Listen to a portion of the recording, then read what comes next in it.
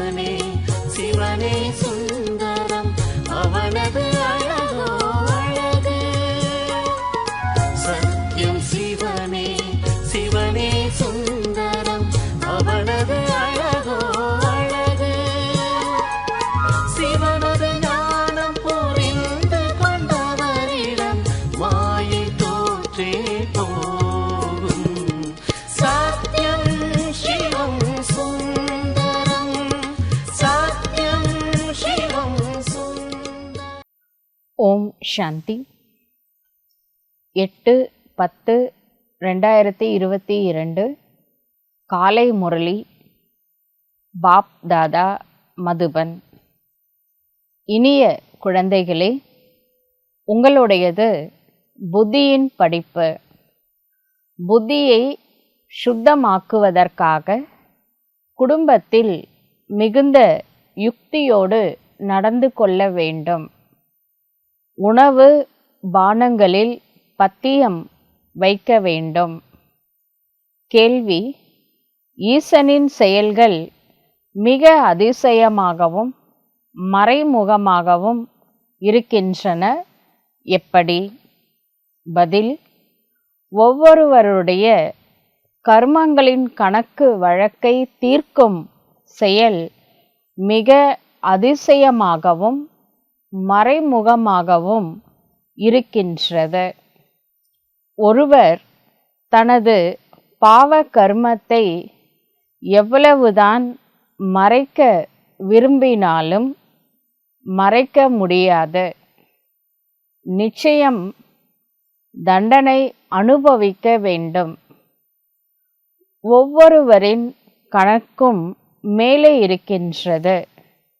அதனால தந்தையுடையவராக மாறிய பிறகு ஏதாவது பாவம் செய்தால் உண்மையை சொல்வதன் மூலம் பாதி மன்னிக்கப்படுகின்றது, தண்டனை குறைகின்றது. அதனால மறைக்காதீர்கள். ஒரு பைசாவை திருடுபவர் கூட லட்சத்தை திருடுபவருக்கு சமம் என்று சொல்லப்படுகின்றது. மறைப்பதால் தாரணை ஏற்பட முடியாது. ஓம் சாந்தி. யாருடைய நினைவில் அமர்ந்திருக்கின்றீர்கள்? தாய் தந்தையான பாப் தாதா இப்பொழுது வருவார்கள். வந்து குழந்தைகளாகிய நமக்கு ஆஸ்தி கொடுப்பார்கள் என்று குழந்தைகள் நினைக்கின்றீர்கள். தந்தையிடமிருந்து நாம் மீண்டும் 5000 வருடங்களுக்கு முன்பு போலவே சொர்க்கத்தின் ஆஸ்தியை பெற்றுக்கொண்டு இருக்கின்றோம் என்பது ஒவ்வொருவருடைய உள்ளத்திலும் இருக்கின்றது தானே. இப்பொழுது நரக வடிவமான மூங்கில் காட்டிற்கு தீப்பிடிக்க வேண்டும். உங்களுக்கு இந்த உலகில் உள்ளவர்களோடு எந்த தொடர்பும் இல்லை. உங்களை பொறுத்தவரை ஞானமும் மறைமுகமாக இருக்கின்றது, ஆஸ்தியும் மறைமுகமாக இருக்கின்றது. லௌகீக தந்தையின் ஆஸ்தி வெளிப்படையாக இருக்கும். தந்தையின் சொத்து இது என்பதை கண்களால் பார்க்க முடியும். தந்தையையும் பார்க்கின்றார்கள், ஆஸ்தியையும் பார்க்கின்றார்கள். இப்பொழுது நமது ஆத்மாவும் மறைமுகமாக இருக்கின்றது. இந்த கண்களால் ஆத்மாவையும் பார்க்க முடியாது, பரமாத்மாவையும் பார்க்க முடியாது. லௌகீக சம்பந்தத்தில் தன்னை சரீரம் என்று உணர்ந்து அதை இந்த கண்களால் பார்ப்பதோடு சரீரத்தை கொடுக்கக்கூடிய தந்தையையும் பார்க்கின்றீர்கள், டீச்சரையும் பார்க்கின்றீர்கள், குருவையும் பார்க்கின்றீர்கள். அவங்க எல்லாருமே தேகதாரிகள். தந்தைக்கும் தேகம் இருக்குது, டீச்சருக்கும் தேகம் இருக்குது, குருவுக்கும் இருக்குது. அதனால் கண்களால் அவர்களை பார்க்க முடிகின்றது. இங்கே எல்லைக்கு அப்பாற்பட்ட தந்தை, எல்லைக்கு அப்பாற்பட்ட ஆசிரியர் மற்றும் எல்லைக்கு அப்பாற்பட்ட குரு மூவரும் ஒரு இறைவனே. இப்போ சிவ தந்தை ஜோதி ஸ்வரூபமாக பரஞ்சோதியாக விளங்குகின்றார். அந்த ஜோதியை இந்த கண்களால் பார்க்க முடியாது. இங்கே தந்தை, ஆசிரியர், குரு மூவரும் மறைமுகமாக இருக்கின்றார்கள்.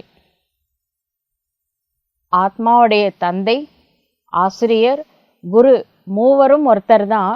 ஆனால் அவரை கண்ணால் பார்க்க முடியாது. ஆத்மாக்களாகிய நமக்கு இப்பொழுது ஞானத்தின் 3வது கண் கிடைத்திருக்கின்றது என்பதை குழந்தைகளாகிய நீங்கள் அறிவீர்கள். முன்னால 3வது கண் இருக்கவில்லை. ஆத்மா உறங்கிக் கொண்டு இருக்கின்றது. இப்பொழுது ஆத்மாவை எழுப்புகின்றார்கள். அதனால் ஆத்மாவும் மறைமுகமாக இருக்கின்றது. ஆத்மா எப்படி சரீரத்தில் பிரவேசம் செய்கின்றதோ அப்படி சிவபாபா கூட இந்த சரீரத்தில் நம்மை மீண்டும் சொர்க்கத்தின் எஜமானராக மாற்றிக்கொண்டு இருக்கின்றார். நாம் அநேக முறை அரைக்கல்ப ஆஸ்தியை தந்தையிடமிருந்து பெற்று இருக்கின்றோம். பிறகு அரைக்கல்பம் இழந்தும் இருக்கின்றோம் என்று புத்தியும் சொல்கின்றது. இப்பொழுது மீண்டும் நாம் ஸ்ரீமத் படி நமது ராஜதானியை ஸ்தாபனை செய்து கொண்டு இருக்கின்றோம். ஸ்ரீமத் கொடுப்பவர் மறைமுகமாக இருக்கின்றார். நம்மளுக்கு ஈஸ்வரிய நியமங்கள் மற்றும் மரியாதைகள், அதுதான் நமக்கு ஸ்ரீமத்து, சிரேஷ்டமான வழி. ஸ்ரீமத் பகவத்கீதா அப்படின்னு சொல்லப்பட்டிருக்கு. இது கொடுக்கக்கூடியவர் எப்படி இருக்கிறார்னா கண்ணில் பார்க்க முடியாத மறைமுகமாக குப்தமாக இருக்கின்றார். நாம் பரமபிதா சிவ பரமாத்மாவிடமிருந்து மறைமுகமான ரூபத்தில் ஞானத்தை கேட்டுக்கொண்டு இருக்கின்றோம். நம்ம ஈஸ்வரனுடைய ஞானத்தை தான் கேட்குறோம். ஆனால் ஈஸ்வரனை கண்ணில் பார்க்க முடியாது. அதனால் இது குப்தமான ஞானமாக இருக்கின்றது. இப்போ மறைமுகமான ரூபத்தில் கேட்டு கொண்டிருக்கின்றோம் என்பதை உங்களுடைய ஆத்மா அறியும். ஆத்மாவுக்கு தெரியும் பரமாத்மா தான் ஞானத்தை சொல்கிறாரு என்று. நிச்சயமாக ஆத்மா அபிமானியாக ஆக வேண்டும். முதலில் ஆத்மா, பின்னர் சரீரம். ஆத்மா அழியாதது, தந்தையும் அழியாதவர். தந்தை எந்த சரீரத்தை பெறுகின்றாரோ அந்த சரீரம் அழியக்கூடியது. இந்த சரீரத்தில் குழந்தைகளே குழந்தைகளே என்று சொல்கிறார். இப்போ பிரம்மா பாபாவுடைய சரீரத்தில் தான் சிவபாபா நம்மகிட்ட பேசுகிறாரு. ஆனால் பிரம்மா பாபாவுடைய சரீரம் கூட ஒரு நாள் அழியக்கூடியது தான் அப்படின்னு அப்போ சொன்னார். சாக்கார பாபா இருக்கும் பொழுது ஜனவரி 18, 1969 அவர் சரீரம் விட்டுட்டார். இருந்தாலும் சூக்ஷ்ம சரீரத்தில் அவ்வியக்த ரூபத்தில் பிரம்மா பாபா இருக்கின்றார். தெய்வீக சத்தியுக ஸ்வராஜ்யத்தை நீங்கள் பெறுவதற்கு உங்களை முயற்சி செய்ய வைக்க தான் வந்திருப்பதை நினைவூட்டுகின்றார். முழுமையாக முயற்சியும் செய்ய வேண்டும். சத்தியுகத்தில் உங்களுடைய ராஜ்யம் மட்டுமே இருக்கும். நீங்கள் ராஜ்யம் செய்தீர்கள். பிறகு மறுபிறவி எடுக்க வேண்டியதாக இருக்கின்றது. யார் கிருஷ்ணரின் வம்சமாக, அதாவது தெய்வீக குலத்தை சார்ந்தவராக இருந்தார்களோ அவர்களே மீண்டும் இருப்பார்கள். வேறு யாரும் இருக்க மாட்டார்கள். சந்திரவம்ச குலமும் இருக்காது. இவை அனைத்தும் புரிந்து கொள்ள வேண்டிய மிக எளிய விஷயமாக இருக்கின்றது. உண்மையிலேயே சத்தியுகத்தில் வேறு எந்த தர்மமும் இருக்கவில்லை. ஆதி சனாத்தன தேவி தேவதா தர்மத்தை தவிர்த்து வேற எந்த தர்மமும் கிடையாது.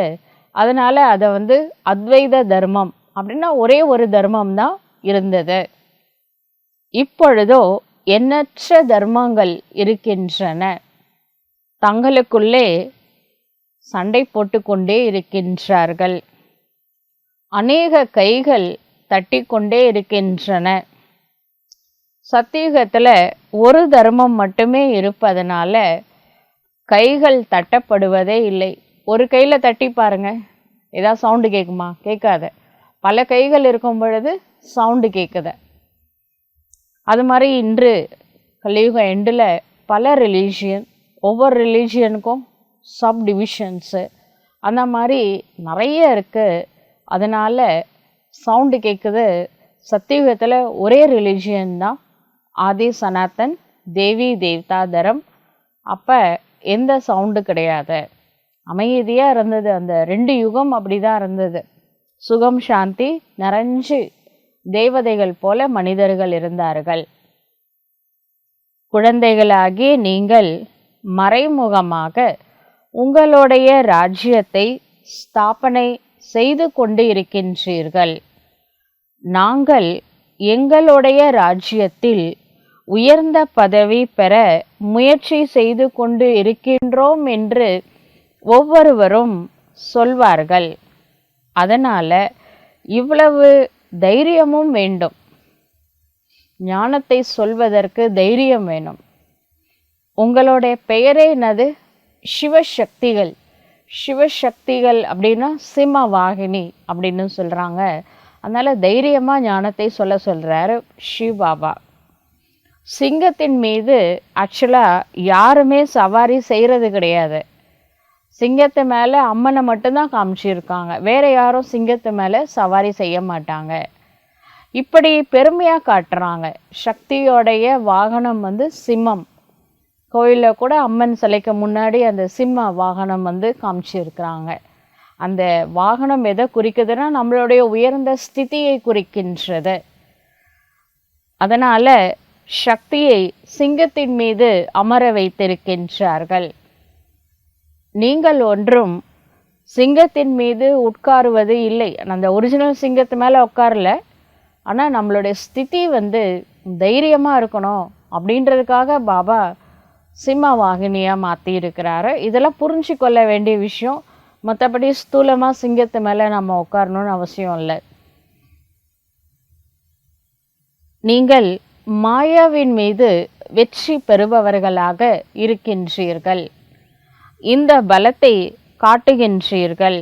இந்த யோக சக்தியின் மூலமாக மாயாவை வெற்றி அடையக்கூடிய சிம்ம வாகினியாக, சிவசக்திகளாக நீங்கள் இருக்கின்றீர்கள்.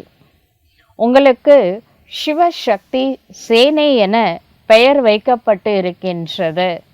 சொல்லப்போனால் இங்கே சகோதரர்களும் இருக்கிறாங்க, பிரதர்ஸும் இருக்கிறாங்க. அவங்களும் மாயாவை ஃபேஸ் பண்ணுறாங்க, வெற்றி அடைகிறாங்க. இருந்தாலும் மெஜாரிட்டி தாய்மார்களாக இருக்கிறதுனால சிவசக்திகள்னு சொல்கிறாரு. சகோதரர்கள் தன்னை மகாவீரராக, ஆஞ்சநேயராக அந்த மாதிரி நினச்சிக்கலாம். அப்பவித்திர இல்லற மார்க்கத்திலிருந்து பவித்திரமான இல்லற மார்க்கத்திற்கு நீங்கள் அழைத்து செல்கின்றீர்கள். தூய்மையற்ற இல்லற மார்க்கம் இப்போ இருக்குது. சத்தியுகத்திலையும் ஃபேமிலி சிஸ்டம் தான். ஆனால் எல்லாரும் தூய்மையான ஒரு இல்லற மார்க்கத்தில் இருந்தார்கள். சத்தியுக விஷ்ணுபுரியில் நாம் அதிகமான சுகத்தோடு இருந்தோம் என்பது உங்களுக்கு தெரியும். பவித்திரம், சுகம், சாந்தி எல்லாமே சத்தியுகத்தில் இருந்தது. இங்கே எவ்வளவு துக்கம் இருக்கின்றது. வீட்டில் குழந்தை கெட்டவராக இருந்தால் எவ்வளவு தொல்லை கொடுக்கின்றார். அங்கே எப்பொழுதும் மகிழ்ச்சியோடு இருப்பார்கள். எல்லையற்ற தந்தை மீண்டும் எல்லையற்ற சுகத்தை கொடுக்க வந்திருக்கின்றார் என்பது உங்களுக்கு தெரியும். நீங்கள் இல்லற விவகாரத்தில் நன்றாக இருங்கள். இந்த படிப்பு புத்தியின் படிப்பு என்பதை மட்டும் புத்தியில தாரணை செய்யுங்கள் என்று சிவ தந்தை சொல்கின்றார். வீட்டில் இருந்து கொண்டே ஸ்ரீமத் படி நடங்கள். உணவு பானங்கள் அதனுடைய பாதிப்பு ஏற்படலாம். ஜெய்சா அன்னு வைசா மண் அப்படின்னு சொல்கிறாங்க. நாம் எந்த மாதிரியான உணவுகளை உட்கொள்கின்றோமோ அந்த மாதிரி நம்மளுடைய மனநிலையில் மாற்றங்கள் ஏற்படும். எனவே யுக்தியோடு நடந்து கொள்ள வேண்டும். ஒவ்வொருவரின் கர்ம பந்தனமும் வெவ்வேறாக இருக்கின்றது. சிலர் பந்தனத்தில் இருக்கின்றார்கள், சிலர் பந்தனம் இல்லாமல் இருக்கின்றார்கள். சிலர் சாதுரியமாக ரீங்காரம் செய்து அனுமதி பெறுகின்றார்கள். பலவிதமான யுக்திகள் புரிய வைக்கப்பட்டுள்ளன. பவித்திரமாக ஆகுங்கள் என்பது தந்தையினுடைய கட்டளை என்று சொல்லுங்கள். கோர்ட் ஆர்டர் அப்படின்னு சொல்லுவாங்க. அதை எல்லாரும் ஒபே பண்ணியே ஆகணும். அது மாதிரி இது சுப்ரீம் கோர்ட்டு, சுப்ரீம் சோலோட கோர்ட்டு, சிவபாபாவுடைய ஆர்டர் என்னன்னா தூய்மையாக இருங்க. நான் உங்களுக்கு பக்தியினுடைய பலனை கொடுப்பதற்காக வந்துள்ளேன். அப்பொழுது நிச்சயமாக பகவானின் வழிப்படி நடக்க வேண்டும். அப்பொழுதே நாம் தண்டனை பெறாமல் முக்தி, ஜீவன் முக்தியை பெறுவோம். ஜென்ம ஜென்மமான சுமை தலையின் மீது இருக்கின்றது. தந்தை எப்படி ஒரு வினாடியில் முக்தி, ஜீவன் முக்தி கொடுக்கின்றாரோ அப்படி தண்டனையும் ஒரு நொடியில் கிடைக்கின்றது. ஆனால் அதிகமாக அனுபவிக்க நேரிடும். அதே போல காஷி கல்வெட்டில் பலியாகும் பொழுது சிறிது நேரத்தில் அதிக தண்டனையை அனுபவிக்கின்றார்கள். அந்த காலத்தில் காஷி மாநகரம் இருந்ததுலே, இப்போ வாரணாசி அப்படின்னு சொல்கிறோம். அந்த இடத்துல விஸ்வநாதரோட கோவில் இருக்குது. அங்கங்கே ஒரு கிணறு வச்சுருப்பாங்க. அந்த கிணறுல ஒரு ரம்பம், 2 ரம்பம் இருக்கும், அதில் பதிச்சிருப்பாங்க. இப்போ மேலேருந்து அவங்க சிவார்ப்பணம் அப்படின்னு சொல்லிட்டு குதிச்சிடுவாங்க அந்த பக்தர்கள். அப்போ ஓம் நமோ சிவாய், அதாவது தன்னையே சிவனுக்கு அர்ப்பணம் செய்கிறேன், தன்னை பலி கொடுக்குறேன் அப்படின்ட்டு குதிச்சிடுவாங்க. அப்போ அந்த 2 பீஸாக அந்த உடம்பு 2 பீஸாகிடும். அவ்வளோ பெரிய ரம்பமில் 2ஆக சிதறும். அப்போ அந்த பிளட்டெல்லாம் கீழே இருக்கிற சிவலிங்கம் மேலே கொட்டும். அப்போ தன்னுடைய பிளட்டை சிவனுக்கு அபிஷேகம் பண்ணுறாங்க அப்படின்னு சொல்லிட்டு எல்லாத்தையும் ஈஸ்வர அர்ப்பணம்னு சொல்லிட்டு குதிச்சிடுவாங்க. ஆக்சுவலாக இது ஆத்மாவுக்கு துக்கம் கொடுக்குது. பாபா இந்த மாதிரி பலி கேட்கல. அவர் என்ன கேட்குறாருன்னா, இந்த நான் அப்படின்னு சொல்லக்கூடிய தேக அபிமானத்தை பலி கொடுங்க அப்படின்னு தான் கேட்குறாரு. தவிர இந்த மாதிரி உடம்பையே நீங்கள் கடவுளை அதை மாதிரிலாம் செய்வாரா? யோசிச்சு பாருங்க. கடவுள் மிருக வதை கூட வேணாம் அப்படின்னு தான் சொல்லிகிட்டு இருக்கிறாரு. மனுஷங்களே வதை பண்ணிக்கலாமா? அதனால் இது ஒரு உண்மையிலே தவறு தான். இப்போ அதெல்லாம் ஒரே ஒரு சாம்பிள் மட்டும் ஒரு இடத்துல இருக்குது, அது பூட்டி வச்சுருக்காங்க. ஆனால் அந்த ரம்பம் இருக்குது, கீழே சிவலிங்கம் இருக்குது, மேலேருந்து பார்த்தா தெரியும் அந்த கிரில் கேட்டு போட்டு பூட்டி வச்சுருக்காங்க. மீதி எல்லாமே க்ளோஸ் பண்ணிட்டாங்க.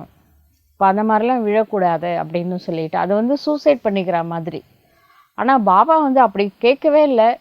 அவர் என்ன சொல்கிறாரு, ஈஸ்வரா அர்ப்பணம்னு சொல்லிட்டு உங்கள்கிட்ட என்னெல்லாம் நெகட்டிவ் இருக்கோ, என்னெல்லாம் விகாரங்கள் இருக்கோ, எதை நினச்சா மனசில் ஃபீலிங்ஸ் வருது, துக்கம் வருது, கவலை வருது, அந்த குப்பைங்களை மட்டும் எனக்கு கொடுங்கன்னு தான் கேட்குறாரே தவிர இந்த மாதிரி பலி கொடுங்க, நரபலி கொடுங்க அப்படின்லாம் கண்டிப்பாக கடவுள் கேட்க மாட்டார். ஆனால் தெரியாமல் பக்தியில் நம்ம வந்து செஞ்சுருக்கலாம், தெரியாமல் தான் செஞ்சுருக்கிறோம். ஆனாலும் அதுக்கு வந்து செஞ்சிட்டாங்க, விழுந்துட்டாங்க அப்படின்னா அதுக்கு பலனாக கடவுள் என்ன செய்கிறாருன்னா அந்த பிறவியினுடைய கணக்கை கேன்சல் பண்ணிடுறாரு. ஏன்னா அவங்க ஈஸ்வரனுடைய நினைவில் தன்னையே பலி கொடுத்ததுனால ஒரு பிறவியினுடைய அந்த கணக்கு மட்டும் கேன்சல் ஆகிடுது, பாவ கணக்கு. ஆனால் மற்ற கணக்கு இருக்குது, திரும்பவும் புதுசாக வேறு கணக்கு ஆரம்பிப்போம். அந்த விழுந்தவங்க திருப்பி அந்த சோல் வந்து ரீபர்த் எடுக்கும், புது கணக்கு ஆரம்பமாகும். மற்றபடி வந்து விழுந்துட்டா நம்ம சிவன்கிட்ட போயிடலாம் அப்படின்னு நினச்சிட்டு தான் விழுந்தாங்க. ஆனால் யாரும் மேலே போகிறது கிடையாது. நம்ம கர்ம கணக்கு கண்டினியூ ஆகிட்டு தான் இருக்குது. அதனால் வந்து அது வந்து சட்டப்படி இப்போ குற்றம். அது அந்த பிறவியோட கணக்கு தான் தீரும். நீங்கள் வந்து தண்டனை அனுபவிக்காமல் கணக்கு வழக்கை தீர்க்க வேண்டும். ஈஸியான மெத்தட் என்ன தெரியுமா, தன்னை ஆத்மா என உணர்ந்து இறைவனை நினைவு செய்ய வேண்டும். இப்போ பாப்ப கட்டேஸ்வர் அப்படின்னு சொல்லிட்டு ஈஸ்வர்னு சொல்கிறோம். அவர் வந்து ஞான சூரியனாக இருக்கிறாரு. இந்த சூரியனோட வெளிச்சத்தில் ஒரு பேப்பரை வைக்கும் பொழுது அது சூடு தான் ஆகும், எரியாது. அதுக்கு என்ன பண்ணுவாங்க, ஒரு லென்ஸ் வச்சு குவிக்கும் பொழுது அது ஃபோக்கஸ் ஆகும் பொழுது ஒரு டாட் வரும். அந்த டாட்டில் எரிஞ்சு அந்த பேப்பரை வந்து எரிஞ்சிடும். அது மாதிரி நாம் வந்து கான்சன்ட்ரேஷனோட நம்ம சோல் கான்ஷியஸ்லேருந்து பாடிலெஸ் ஸ்டேஜ், இந்த உடம்புலேருந்து விடுபட்ட உணர்வு மனசால், அதுக்கப்புறம் இறை நினைவு, அது ரெண்டும் இணைஞ்சு கான்சன்ட்ரேஷனோடு இருக்கும் பொழுது நம்ம இருக்கக்கூடிய அந்த பாவ கர்மா அது வந்து எரிக்கப்படும். இதுக்காக நம்ம கஷ்டப்பட்டு நம்ம வந்து அந்த மாதிரி தன்னை வருத்திக்கணும்னு அவசியம் இல்லை. கடவுள் கூட அதை எதிர்பார்க்கல. அவர் அன்பே சிவம்னு சொல்லிட்டோம், அவர் வந்து நீங்கள் உங்களை வருத்திக்கோங்கன்னு சொல்வாரா? அப்படி சொல்ல மாட்டார். என்ன சொல்கிறாருன்னா, ஆத்மா என உணர்ந்து தந்தையை நினைங்க, அப்போ உங்களுடைய பாவக்கரைகள் வந்து எரிக்கப்படும் அப்படின்னு சொல்கிறாரு. தந்தையை நினைப்பது நல்லது. விநாசம் கூட கண் முன்னாடியே இருக்கின்றது. விநாச காலத்தில் பாண்டவர்களுக்கு பிரீத்த புத்தி, அன்பான புத்தி இருந்தது. யார் மேலே? இறைவன் மேலே. தந்தை முன்னால் வந்து அன்பு காட்ட வைத்தார். மற்றபடி பிறர் மீது அன்பு வைத்து என்ன செய்வது? நம்ம இறைவன் மேலே அன்பு வச்சா போதும். ஏன்னா ரொம்ப அன்பு வச்சுட்டாங்கன்னு வச்சுக்கோங்களேன், ஒரு தாய் வந்து தன்னோட குழந்தை மேலே அளவிட முடியாத அன்பு வைக்கும் பொழுது அந்த குழந்தை இறந்து போயிடுச்சு அப்படின்னா அது அந்த அம்மாவால் தாங்கவே முடியல. அதுக்கு பேர் புத்திர சோகம் அப்படின்னு சொல்லிட்டு. அப்போ சில பேர் வந்து என்ன ஆகிடுறாங்கன்னா, பைத்தியம் கூட பிடிச்சிடுது அந்த குழந்தைய நினச்சி அவங்க அவுட் ஆஃப் கண்ட்ரோலில் போயிடுது. ஒரு சிலர் இறந்து கூட போயிடுறாங்க.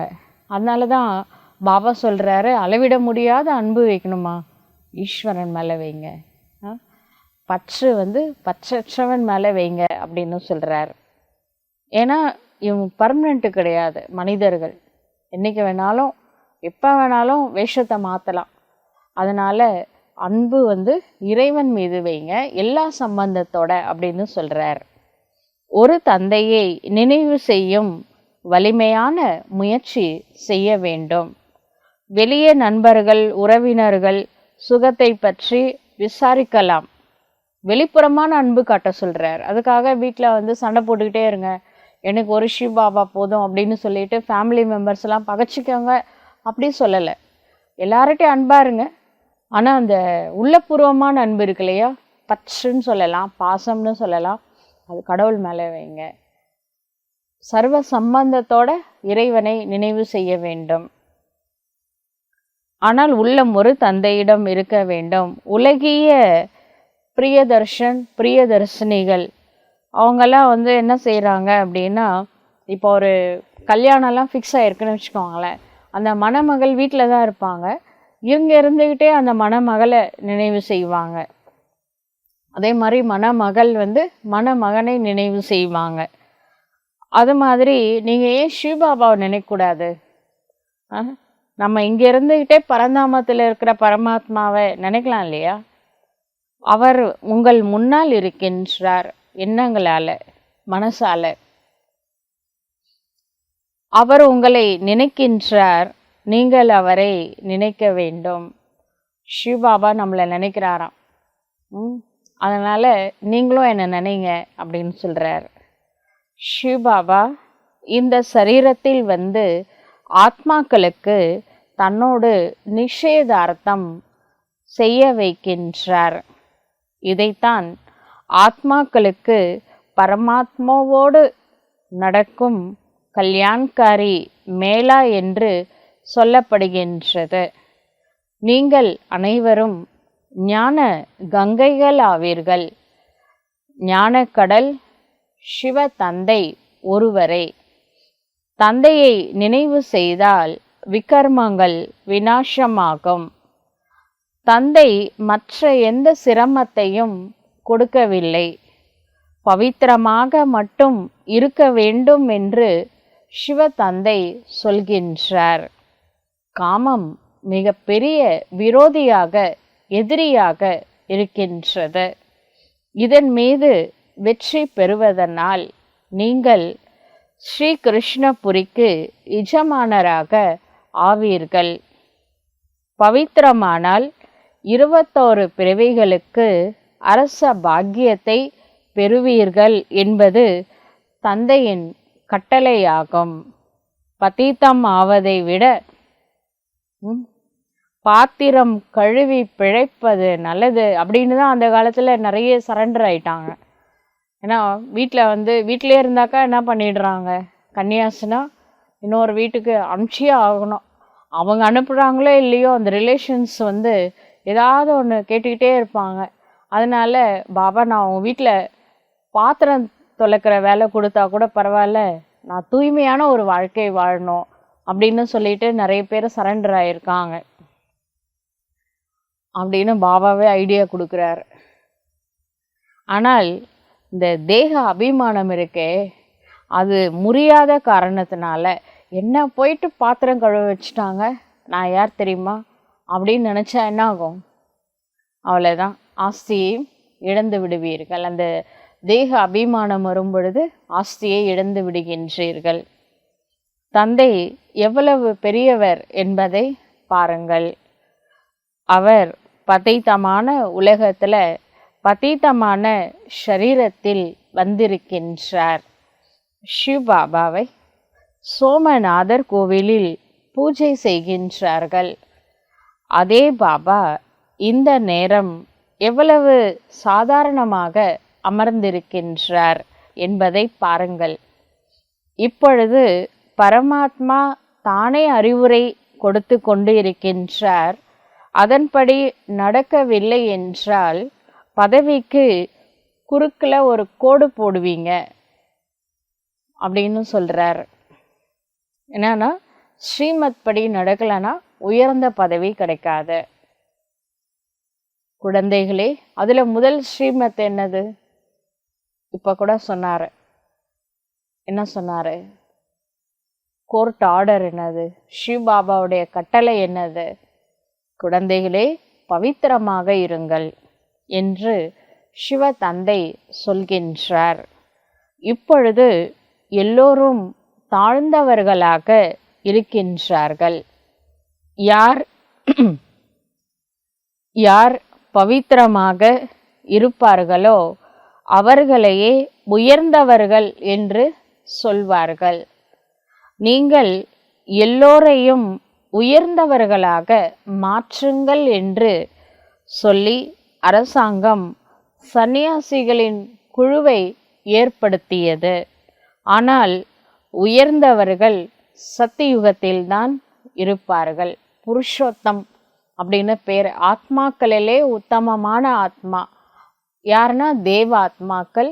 அவர்கள் எங்கே இருப்பாங்கன்னா சத்தியுகத்தில் இருப்பார்கள். இங்கே யாரும் உயர்ந்தவர்களாக இருக்க முடியாது. சன்னியாசிகள், சாமியாருங்க சன்னியாசிகள் பவித்திரமாக இருக்கின்றார்கள். இப்போ இந்த கலியுக எண்டில் கூட நல்ல சன்னியாசிகளும் இருக்காங்க, தூய்மையை ஃபாலோ பண்ணக்கூடிய ஒரிஜினல் சாமியாரங்களும் இருக்கிறாங்க. இருந்தாலும் அப்பவித்திரமான மனிதர்களிடம் அவங்க பிறவி எடுத்திருக்கிறாங்க. ஏனென்றால் இது மாயாவின் ராஜ்யம். இப்போ ஒரு சாமியார் இருக்கிறாருன்னா அவர் யோக சக்தியினால பிறவி எடுக்கல, அவர் அப்பவித்திரமான பிறவி தான் எடுத்திருக்கிறாரு. ஏன்னா இது மாயாவுடைய ராஜ்யம் நடக்குது, ராவண ராஜ்யம். யாருமே யோக பலத்தினால ராவண ராஜ்யத்துல பிறவி எடுப்பது கிடையாது. அதே மாதிரி ராமராஜ்யத்துல யோக பலத்தினால தான் பிறவி எடுப்பாங்க. உள்ளம் எப்பொழுதும் சுத்தமாக இருக்க வேண்டும் என்று சிவ தந்தை குழந்தைகளுக்கு புரிய வைக்கின்றார். உள்ள சுத்தம் மிக முக்கியம். ஏன்னா உள்ளத்துல தான் இறைவன் குடிக்கொள்வார். அப்ப அந்த உள்ளம் வீணான எண்ணங்களோ எதிர்மறையான சிந்தனைகளிலிருந்து விடுபட்டு தூய்மையான சுத்தமான உள்ளம் இருக்கும் பொழுது இறைவன் அங்கேயே இருப்பார். கொஞ்சம் கூட அகங்காரம் இருக்கக்கூடாது. ஈகோ இருந்தா பாபா என்ன ஆயிடுவாரு, வெளியில போயிடுவாரு. முற்றிலும் ஏழையானால் நல்லது, ஸ்வமான்ல இருங்கன்னு பாபா சொல்றாரு. ரொம்ப அபிமானத்திலையும் போக வேணாம், அதே சமயத்துல மனசு உடைஞ்சும் போக வேணாம் அப்படின்னு பாபா சொல்றாரு. பாபா சொல்றாரு, தந்தை ஏழை பங்காளனாக இருக்கின்றார். ஆஹா ஏழைகளே ஆஹா, ஏழைகளை செல்வந்தர்களாக மாற்ற வேண்டும். பாரதத்தில் ஏழையிலிருந்து செல்வந்தர்களாக பாரதத்தையே மாற்றுகின்றேன். ஏன்னா பாரத நாடு வெளி உலகத்துல இருக்கக்கூடிய மற்ற நாடுகள் இருக்கு இல்லையா, ஃபாரின் கண்ட்ரிஸ், எல்லாத்த விட பாரத நாடு கொஞ்சம் ஏழ்மையில தான் இருக்கு. இந்த நாட்டை தான் உயர்ந்த நாடாக மாற்றுவதற்காக தந்தை அவதாரம் செய்துள்ளார். அப்படி பாரதவாசிகளே ஆவார்கள். மேலும் யார் ஸ்ரீமத் படி நடப்பார்களோ அவர்களே ஆவார்கள். மிகப்பெரிய செல்வந்தர், தங்க வீட்டில் இருப்பீங்க, வைர மாளிகையில் வசிப்பீர்கள், தங்க செங்கலை வச்சு கட்டப்பட்ட மாளிகை, அது வீடு, அது உங்களுக்கு. அப்போ யாரால அந்த மாதிரி ஒரு வீட்டில் இருக்க முடியும்னா, சங்கம யுகத்தில் யார் ஸ்ரீமத் படி நடப்பார்களோ அவர்களுக்கு அந்த மாதிரி சக்தியுகத்தில் மாளிகை கிடைக்கும்.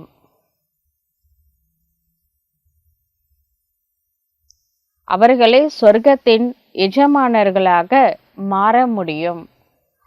ஸ்ரீ கிருஷ்ணபுரியின், அதாவது சொர்க்கத்தின் எஜமானராக மாற்றுவதற்கே தந்தை சகஜ ராஜயோகத்தை கற்பிக்கின்றார். பவித்திரம் ஆகுங்கள் என்பது தந்தையின் கட்டளையாகும். மற்ற எந்த மனிதரையும் நீங்கள் குருவாக ஏற்பது இல்லை.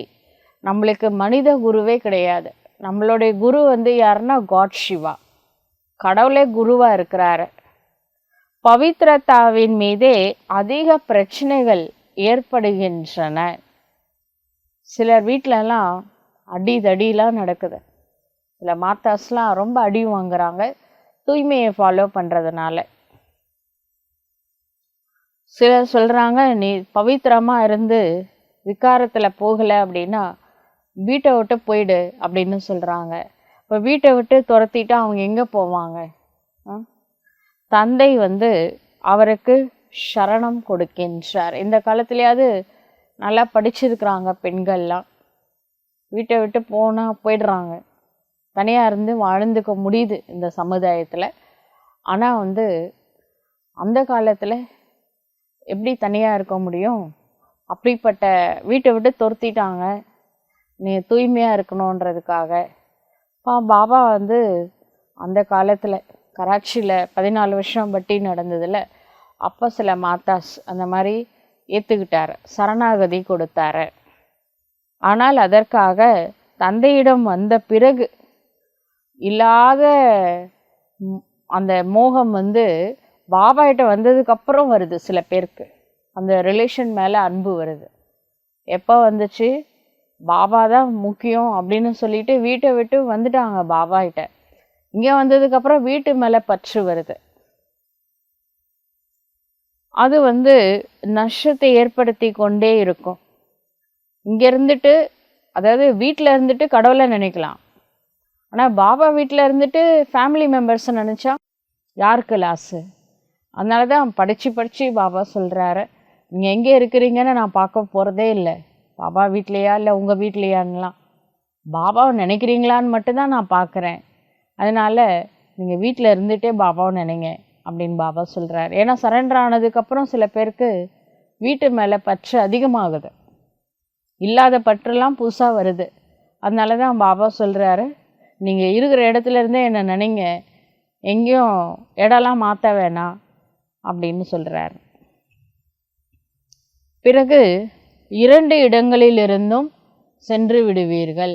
இப்போ வீட்டிலேருந்து இங்கே சரண்டர் ஆயாச்சு, பாபா வீட்டுக்கு வந்தாச்சு, அங்கே பகைச்சிக்கிட்டு தான் இங்கே வந்திருக்கிறீங்க. அதுக்கப்புறம் பாபா வீட்டிலேருந்து பகைச்சிக்கிட்டு எங்கே போவீங்க? சரி எங்கேயோ போயிட்டீங்க அப்படின்னா லௌகீக ரிலேஷன்ட்டையும் நல்ல பேர் இருக்காது. நம்ம அலௌகீக பரிவாரம் இருக்க ஈஸ்வரிய பரிவாரம், அது உங்களை கீழேருந்து மேலே வரைக்கும் பார்க்கும். அவங்ககிட்ட நல்ல பேர் வாங்க முடியாது. அதனால் ஒன்று நீங்கள் வீட்லேயே இருந்துருங்க, எங்கே இருக்கிறீங்க அப்படின்றத நான் தான் பார்க்குறது இல்லைன்னு சொல்லிட்டார்ல. என்ன ட்ரெஸ் போடுறீங்க, கலராக ஒயிட்டானு கூட நான் பார்க்க மாட்டேன், என்ன ட்ரெஸ்ஸில் வேணாலும் இருங்க, மனசு மட்டும் வெள்ளையாக வச்சுக்கோங்க, மனசு வந்து தூய்மையாக இருக்கணும். அதுதான் பாபா வந்து பார்க்குறாரு. மனசில் இறை நினைவு இருக்கா, அதுதான் பார்க்குறாரு. ஞானத்தை தாரணை செய்யவில்லை என்றால் எங்கே இருந்தாலும் ஆன்மீக முன்னேற்றம் கிடைக்கவே கிடைக்காது. இங்கே விஷயம் வந்து கிளாஸ் கேட்குறது பெருசு இல்லை, பாபா சொல்கிறத ஃபாலோ பண்ணணும், அதில் தான் மார்க் இருக்குது.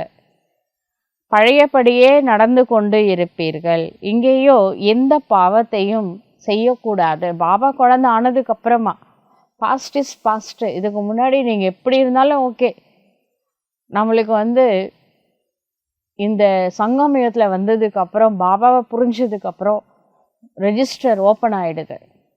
இனி எந்த பாவமும் செய்யக்கூடாது. நீங்கள் புண்ணிய ஆத்மா ஆக வேண்டும் தானே? இப்போ என்ன பண்ணணும்? புண்ணிய செயல் செய்யணும், அவ்வளோதான். புண்ணிய ஆத்மா ஆகணும்னா புண்ணிய செயல் செய்யணும், பாவ ஆத்மா ஆகணும்னா பாவ செயலை செய்யணும். இப்போ நான் என்ன பண்ணணும்? அவங்கவுங்க கையில் அவங்கவுங்க வாழ்க்கை இருக்குது. எல்லாருக்கும் கடவுள் புத்தி கொடுத்துருக்கிறாரு. அதனால் அந்த புத்தி யூஸ் பண்ணுங்க, நறு செயலுக்காக யூஸ் பண்ணுங்க. நான் பாவியா அல்லது புண்ணியவானா என்பதை ஸ்ரீமத்தின் ஆதாரத்தில் தன்னிடம் கேளுங்கள். நான் செய்கிற செயல் வந்து பாவ செயலா அல்லது புண்ணிய செயலா அப்படின்றத நீங்களே, இந்த முரளி தான் நம்மளுக்கு ஸ்ரீமத் பாபா முரளிலே எல்லாத்தையும் சொல்லிடுறாரு. டீப்பாக கான்சன்ட்ரேஷனோட நம்ம வந்து செல்ஃப் இன்ட்ரெஸ்டோட முரளி கேட்கும் பொழுது ஸ்ரீமத் என்னன்னு நம்மளுக்கே புரியும்.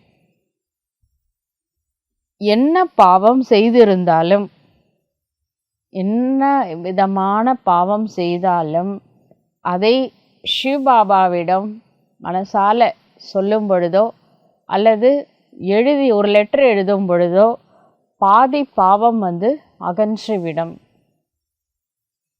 என்று சிவ தந்தை புரிய வைக்கின்றார். நான் இதை செய்தேன், நான் இந்த மாதிரி தவறு செஞ்சேன், குற்றம் செய்தேன், இன்னாரோடு பதீதமானேன் என்று அதிகமான குழந்தைகள் சொல்கின்றார்கள். எவ்வளவு விகர்மங்களை செய்திருக்கின்றீர்கள் என்பது சிவ தந்தைக்கு நன்றாக தெரியும். இப்பொழுது எந்த பாவத்தையும் செய்யாதீர்கள் என்று புரிய வைக்கின்றார். இதுக்கு முன்னாடி செஞ்ச பாவத்தெல்லாம் விட்டுருங்க மனசால புத்தியினால. இனி எந்த பாவமும் செய்யக்கூடாது. இல்லை என்றால் ஒரேடியாக 100 மடங்கு தண்டனை ஆகிவிடும். நீ இப்படியெல்லாம் பாவம் செய்து மறைத்தாய் என பின்னர் தரம்ராஜ்புரியில காட்சி காட்டப்படும். டிவியில் பார்க்குற மாதிரி தரம்ராஜ்புரியில். நான் அந்த ரெக்கார்டிங் நாம என்ன நினச்சிட்டு இருக்கோம், 4 செவத்துக்குள்ளே இருக்கேன் யாருக்கும் தெரியாதுன்னு. 4 செவத்துக்குள்ளே ஒரு கேமரா இருக்குது தெரியுமா? அந்த கேமரா வந்து வெளியில் இல்லை, எங்கே இருக்குது? நம்மளுக்குள்ளவே இருக்குது. நெத்திலே ஒரு கேமரா ரெக்கார்டிங் ஆகிட்டுருக்கு. அதில் அதுக்கு பேர் என்னன்னா சித்திரகுப்தன். சித்திரம்னா pictures, video. அது குப்தமாக ரெக்கார்டிங் ஆகிட்டுருக்கு. ஆடியோ வித் வீடியோ அப்படி ரெக்கார்டிங் நடந்துட்டுருக்கு. அதனால் இதனுடைய ஒரு காப்பி வந்து உடனுக்குடன் காப்பி மேலே அனுப்பிச்சிடுறாரு. நம்மளை அறியாமலே நம்ம மனசாட்சிக்கு என்னெல்லாம் தெரியுமோ அது எல்லாமே கடவுளுக்கு தெரியும். இம்மிடியேட்டாக அவர்கிட்ட போயிடுது. அதனால் அவருக்கு ஒரு காப்பி இருக்குது, நம்ம மனசாட்சியில் ஒரு காப்பி இருக்குது. அதனால் தரம்ராஜ்புரியில் அதை காட்டுவாராம் அந்த சீன்லாம். ஏன்னா ஒரு சிலர் கேட்குறாங்க, பாபா நான் என்ன பிறவியில் எந்த பாவம் செஞ்சேன்னு தெரியல, இந்த மாதிரி ஒரு கஷ்டப்படுறேன், இந்த துக்கத்துக்கு என்ன காரணம்னே தெரியல. ஏன்னா இந்த பிறவியில் நாம் யாருக்கும் எதுவும் செய்யலை, ஆனால் ஏன் எனக்கு இவ்வளோ கஷ்டம் வருது, இவ்வளோ துக்கம் வருது அப்படின்னு சொல்லிட்டு கொஞ்சம் காமிச்சிட்டாவது நீ எனக்கு தண்டனை கொடுக்கலாமே. அதனால் உங்களுடைய எல்லா விருப்பத்தையும் நிறைவேற்றுறாரு. எப்போன்னா தரம்ராஜ்புரியில். பனிஷ்மெண்ட்டு அந்த சீனை காட்டாமல் கிடைக்க போகிறது கிடையாது. நீங்கள் தானே கேட்டீங்க, காமிச்சிட்டு அப்புறமா தண்டனை கொடுங்க, எனக்கு தெரியவே இல்லையே நான் என்ன செஞ்சேன்னு, நான் இந்த பிறவியில் செய்வே இல்லைன்னு சொன்னீங்கல்ல. அதனால் மீதி விட்ட குறை தொட்ட குறை எல்லாமே தரம்ராஜ்புரியில் வீடியோ ஷோ மாதிரி காட்டுவாராம். அதுக்கப்புறமா தான் அதுக்கேற்ற பனிஷ்மெண்ட் வந்து இருக்கும். இதை வந்து யாரும் அப்போ மறைக்க முடியாது. நான் இது செய்யலைன்னு யார்கிட்ட சொல்வீங்க? ஏன்னா உங்கள் மனசாட்சிக்கும் இறைவனுக்கும் உண்மை தெரியும்.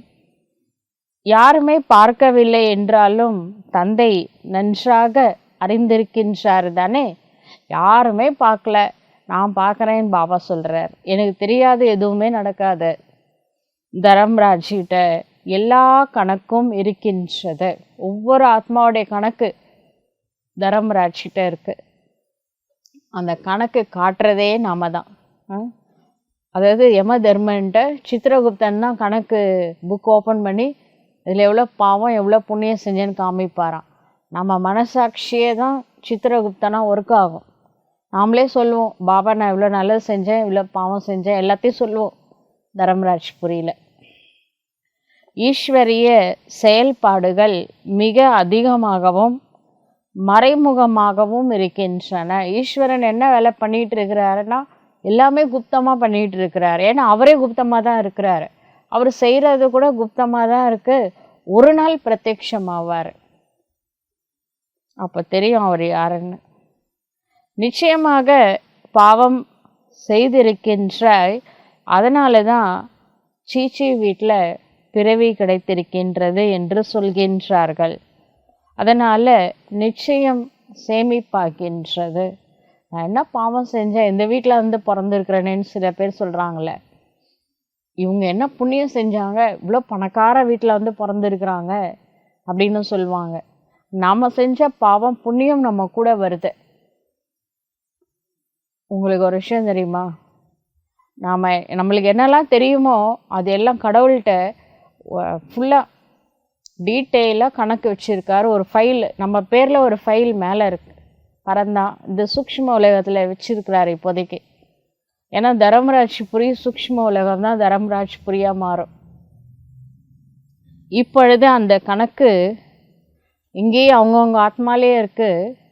அந்த தரம்ராஜ்புரி வரும்பொழுது நாமளே வந்து ஓப்பன் பண்ணி யம தர்மன் அப்படின்றது தரம்ராஜ் ஷிபாபாவுக்கு நம்ம இப்போ சீஃப் ஜஸ்டிஸாக இருப்பார், நீதி தேவனாக வருவார். அப்போ நாம் ஓப்பனாக நம்ம செஞ்ச புண்ணியமும் பாவமும் அவர்கிட்ட சொல்வோம். அதனால் இப்பொழுது எந்த பாவத்தையும் செய்யாதீர்கள், இனி எந்த பாவத்தையும் செய்யாதீர்கள். முன்னாடி செஞ்சது தெரியாமல் செஞ்சிட்டீங்க, அதை நான் மன்னிச்சிட்டேன். ஆனால் இனிமே இந்த கர்ம ஃபிலாசபி பற்றி தெரிஞ்சதுக்கு அப்புறமா எந்த பாவமும் செய்யாதீங்க, யாருக்கும் துக்கம் கொடுக்கக்கூடாது என்று சிவ தந்தை புரிய வைத்து கொண்டே இருக்கின்றார். இப்போ 1 ரூபாய் திருடினாலும் சரி, 1 லட்சத்தை திருடினாலும் சரி, 2 பேருமே என்னன்னு சொல்கிறாங்க, இவங்க 1 ரூபாய் திருடினாங்க அப்படின்னு நான் சொல்கிறாங்க. டைட்டில் என்ன வருது? திருடன் அப்படின்னு தான் டைட்டில் வருது. 1 ரூபாய் திருடினாலும் திருடன் தான், 1 லட்சம் திருடினாலும் திருடன் தான்.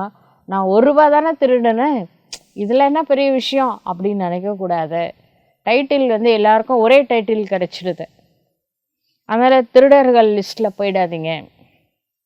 நாம் மிகப்பெரிய பாவத்தை செய்கின்றோம், அதனால் பதவி கெடும் என்பதை உணர வேண்டும்.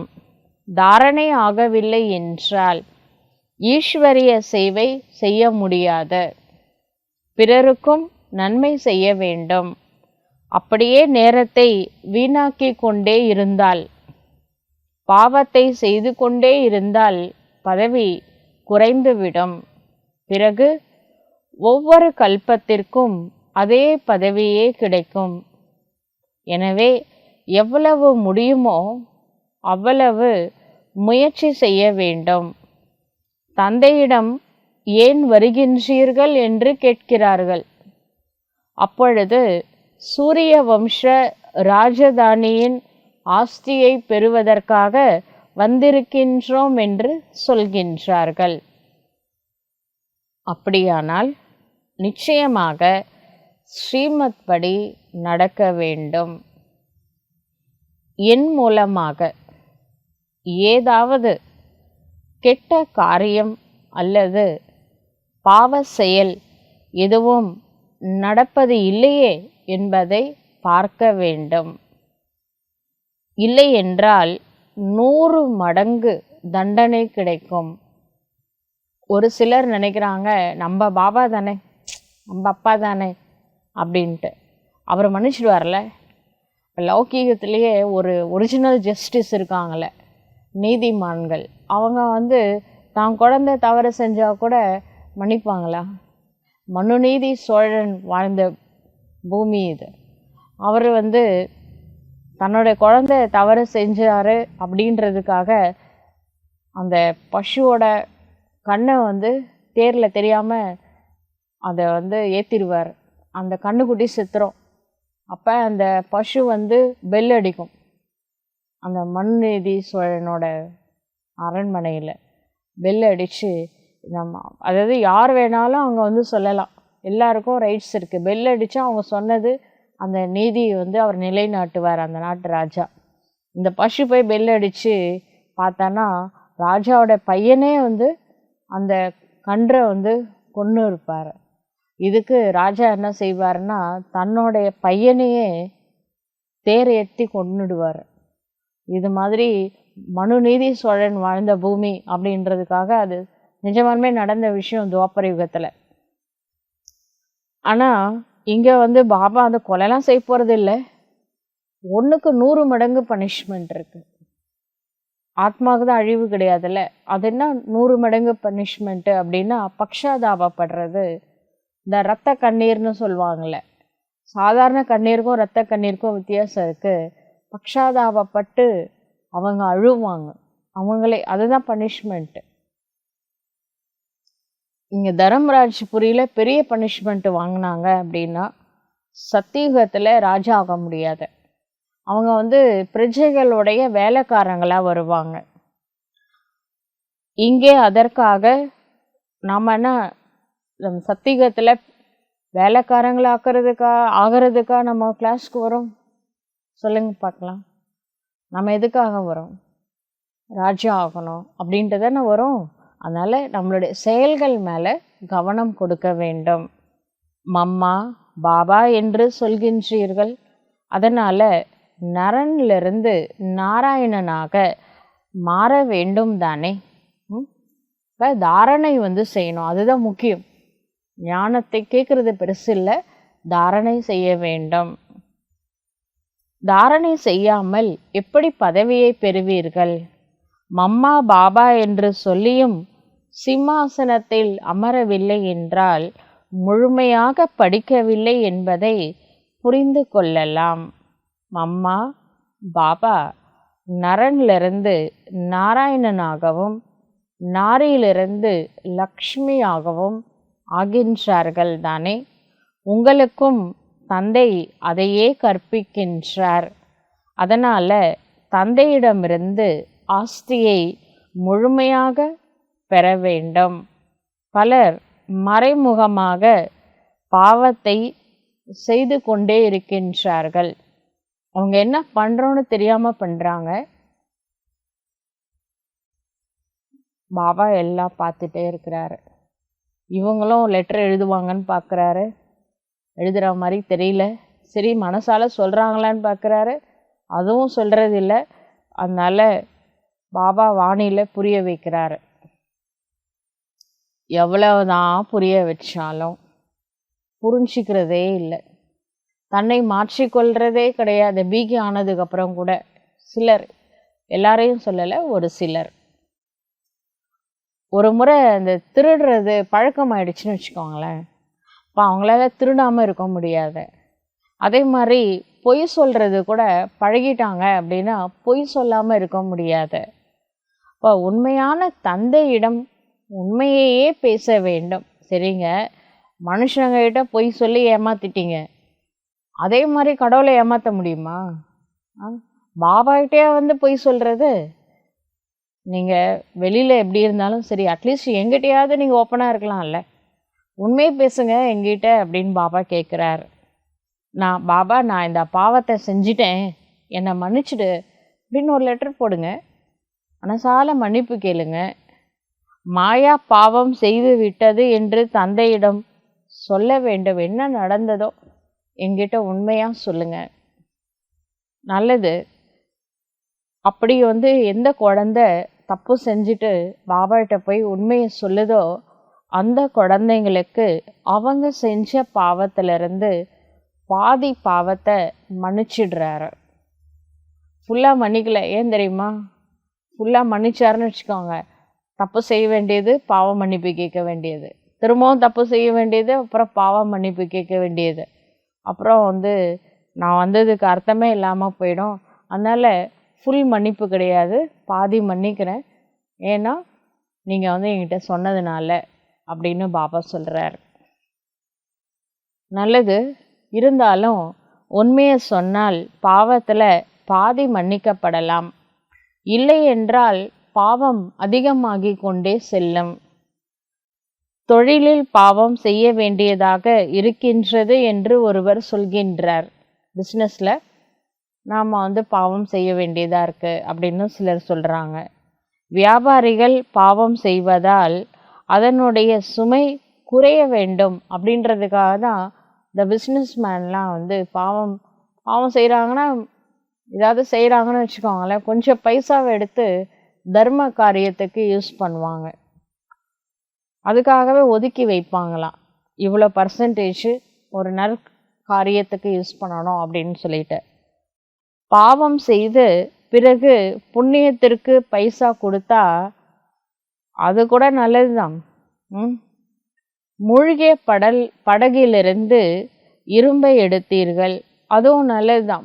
முழுகிட்டே இருக்குல்ல, படகு முழுகுது, என்ன கைக்கு வருதோ அதை நீங்கள் எடுத்துக்கிட்டீங்க, படகு லாஸ் ஆயிடுச்சு. அது மாதிரி பாவம் செஞ்சிட்டீங்க, அதில் ஒரு நல்ல புண்ணியமும் செஞ்சிட்டீங்க அப்படின்னா அது உங்கள் கூட வரும். நீங்கள் செஞ்ச புண்ணியம் உங்கள் கூட வரும். இந்த தந்தை ஸ்வர்க்கத்தை ஸ்தாபனை செய்கின்றார். அதனால் எல்லாமே புண்ணிய கணக்கில் ஆயிடும். பாபா குழந்தைங்க செய்கிற ஒவ்வொரு செயலும் சுக்கர்மா செய்ய வேண்டும். தானம் புண்ணியம் செய்பவர்களுக்கு கிடைக்கின்றது தானே. தானம் செய்கிறவங்களுக்கு புண்ணியம் கிடைக்கும். தந்தை ஒவ்வொருவருக்கும் புரிய வைக்கின்றார். தந்தை குழந்தைகளுக்கு அறிவுரை கொடுக்கின்றார். அதனால் குழந்தைகள் ஒரு பொழுதும் அப்படிப்பட்ட காரியத்தை செய்யக்கூடாது. மற்றவங்க மனசு புண்படுற மாதிரி பேசக்கூடாது. கற்களை வீசக்கூடாது. ஆனால் மாயா விடுவதே இல்லை. நல்ல நல்ல பொருட்களை பார்த்தா, அதாவது சாதனங்கள், அதை பார்த்தா அதை எடுத்துக்கணும் அப்படின்னு தோணுதில்லை. அது மாதிரி ஒரு ஸ்வீட்டு செய்கிறாங்க, இப்போ யாரோ கெஸ்ட்டுக்காக சமைச்சு வச்சுருக்காங்க, நல்லா பார்க்கும்போதே டேஸ்ட்டாக தெரியுது அப்படின்னா கொஞ்சம் எடுத்து சாப்பிட்டுக்கிறாங்களாம். அப்போ அந்த கெஸ்ட்டுக்கு இல்லாமல் போயிடுறது. யார் எப்படி போனால் நான் என் வயிறு நிறைஞ்சா போதும் அப்படின்னு ஒரு சிலர் நினைக்கிறாங்க. அதனால் பாபா சொல்கிறாரு, இதெல்லாம் கூட சின்ன சின்ன பாவங்கள், சூக்ஷ்ம பாவம். இது பெரிய பாவம் கிடையாது. இந்த விகாரத்தில் போகிறது தான் இருக்கிறதுல பெரிய பாவம். அது செய்யலை. யாருக்கோ மற்றவங்க பொருளை எடுக்கிறது, இதெல்லாம் பாவம் தானே. அதெல்லாம் கூட பதவி குறையும் அப்படின்னு பாபா சொல்கிறார். சில குழந்தைகள் பாபா பாபா என்று சொன்ன பிறகும் பாபாவுடைய கையை விட்டு சென்று விடுகிறார்கள். கையை விட்டால் மலை மேலே ஏறக்கூடிய பயணம், நம்ம அந்த கயிறு பிடிச்சிக்கிட்டு மலை மேலே ஏறிக்கிட்டு இருக்கிறோம். கையை விட்டுட்டா என்ன ஆகும்? மாயா ஒரேடியாக அப்படியே பச்சையாக, பாபா ஒரு முரளியில் சொன்னார், மலைப்பாம்பு அப்படியே தலையை விரித்து வச்சுருக்கான், அப்படியே உள்ள பச்சையாக முழுங்கிடுதான் சில குழந்தைங்களை. அவர் ஒரு பைசாவுக்கும் புரோஜனம் இல்லாமல் போயிடுறாரு. வரிசை கிரமமாக இருக்கிறாங்க தானே, எல்லாரும் பர்ஃபெக்ட் கிடையாது. வரிசை கிரமமாக எல்லாருமே முயற்சியாளர்கள் தான், விதவிதமான முயற்சியாளர்களாக இருக்கின்றார்கள். சுகதாமத்தில் ஒருவர் ஆட்சி செய்கின்றார், ஒருவர் பிறகு சாதாரணமாகவும் இருப்பார். சுகதாமத்தில் பெரிய போஸ்டிங்கும் இருக்கும், ராஜா ராணி மாதிரி பிரஜைகளும் இருப்பாங்க, வேலைக்காரங்களும் இருப்பாங்க. இப்பொழுது குழந்தைகளாகிய உங்களுக்கு எல்லையற்ற தந்தையிடமிருந்து எல்லையற்ற சுகத்தின் ஆஸ்தி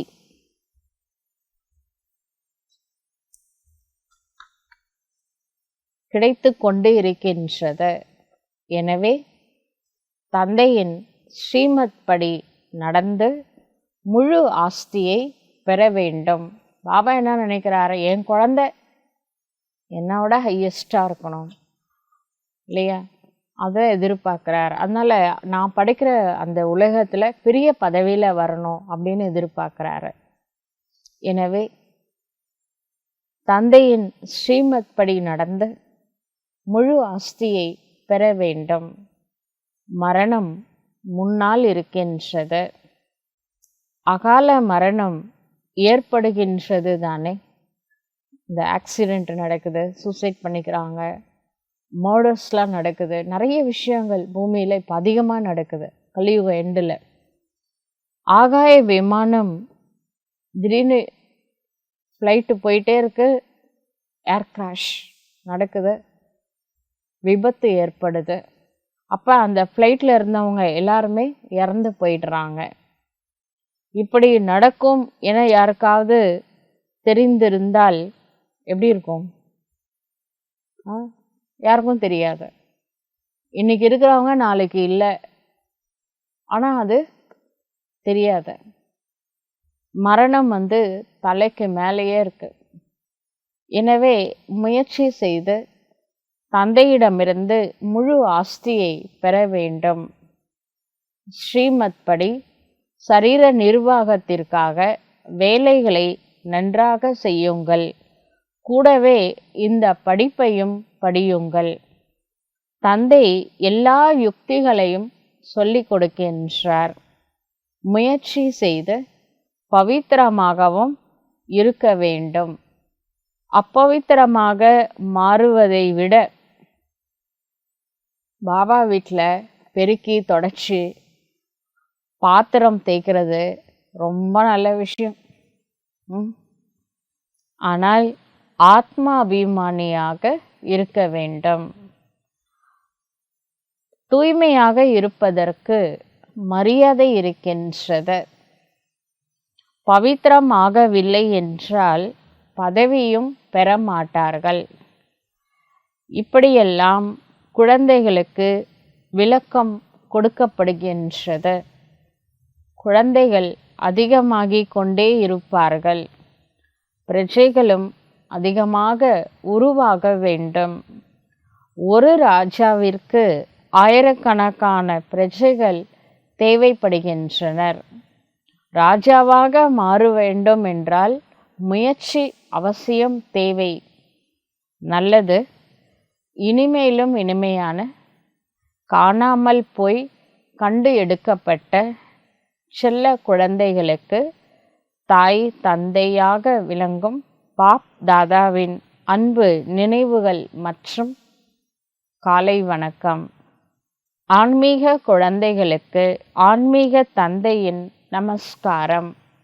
ஆன்மீக தந்தைக்கு ஆன்மீக குழந்தைகளின் நமஸ்காரம். தாரணைக்கான முக்கிய சாரம். முதல் பாயிண்ட், இந்த விநாச காலத்தில் உள்ளத்தின் உண்மையான அன்பை ஒரு தந்தையிடம் வைக்க வேண்டும். ஒருவரின் நினைவிலேயே இருக்க வேண்டும். செகண்ட் பாயிண்ட், உண்மையான தந்தையிடம் எப்பொழுதும் உண்மையாக இருக்க வேண்டும். எதையும் மறைக்கக்கூடாது.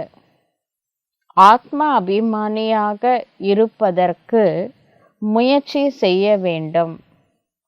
ஒரு பொழுதும் அப்பவித்திரமாக ஆகக்கூடாது. வரதானம், துக்கத்தின் அலைகளிலிருந்து விலகி பிரபுவின் அன்பை அனுபவம் செய்யும் மகிழ்ச்சியின் பொக்கிஷம் நிறைந்தவர் ஆகுக. துக்கத்தின் அலைகளிலிருந்து விலகி பிரபுவின் அன்பை அனுபவம் செய்யும் மகிழ்ச்சியின் பொக்கிஷம் நிறைந்தவர் ஆகுக. சங்கமயுக நேரத்தில் பல விஷயங்களுடைய துக்கத்தின் அலைகள் முன்னால் வரும். ஆனால் உங்கள் மனதில் அந்த துக்கத்தின் அலைகள் துக்கத்தை ஏற்படுத்தக்கூடாது. எப்படி வெயில் காலத்தில் வெயில் அடிக்கும், ஆனால் தன்னை காத்து கொள்வது தன் கையில் இருக்கின்றது. அப்படி துக்கத்தின் விஷயங்களை கேட்டபோதும் உள்ளத்தில் அதன் பிரபாவம் ஏற்படக்கூடாது. எப்பொழுது அப்படிப்பட்ட துக்கத்தின் அலைகளிலிருந்து விலகி இருப்பீர்களோ அப்பொழுது பிரபுவிற்கு பிரியமானவர்களாக மாறுவீர்கள். யார் இப்படி விலகியும் பரமாத்மாவிற்கு பிரியமாகவும் இருப்பாரோ அவரே மகிழ்ச்சியின் பொக்கிஷம் நிறைந்தவராக இருப்பார். ஸ்லோகன், யார் மாயாவின் பல ரூபங்களை எளிதாக கண்டுபிடிப்பாரோ அவரே திரிகாலதர்ஷியாகவும் திரிநேத்திரியாகவும் இருக்கின்றார். யாருக்கு முக்காலம் பாஸ்ட் ப்ரெசன்ட் ஃபியூச்சர் மூணுமே தெரிஞ்சு செயல்படுறாங்க, கூடவே மூன்றாவது கண் ஆத்ம உணர்வு திரிநேத்திரியா இருக்கிறாங்களோ அவங்க மாயா எப்படிப்பட்ட ரூபம் எடுத்தாலும் அதை எளிதாக கண்டுபிடிச்சிடுவாங்க. நல்லது. ஓம் சாந்தி.